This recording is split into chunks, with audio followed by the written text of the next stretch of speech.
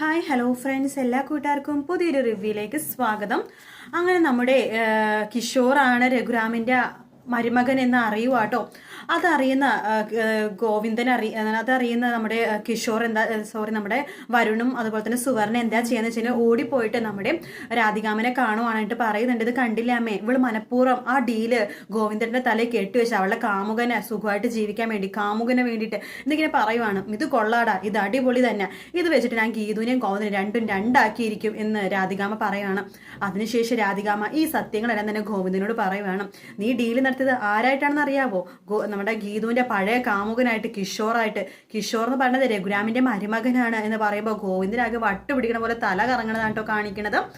അതിനുശേഷം നമ്മുടെ ഗീതുവിനായിട്ട് എന്തായാലും ഡൈവേഴ്സ് ചെയ്തേ പറ്റുമെന്ന് കഴിഞ്ഞ ആഴ്ചത്തെ പ്രൊമോയിൽ കാണിച്ച ഭാഗം ഇത് കഴിഞ്ഞിട്ടായിരിക്കും ഉണ്ടാവുന്നത്. എന്തായാലും ഗീതുവിനിട്ട് നല്ലൊരു അടി തന്നെയാണ് കേട്ടോ കിട്ടാൻ പോണത്. കാത്തിരുന്ന് കാണാൻ. വീഡിയോ ഇഷ്ടപ്പെട്ടെങ്കിൽ ലൈക്ക് ചെയ്യുക, സബ്സ്ക്രൈബ് ചെയ്യുക, കമന്റ് ചെയ്യുക. മറ്റൊരു വീഡിയോ ആയിട്ട് വീണ്ടും വരാം. Take care, bye bye.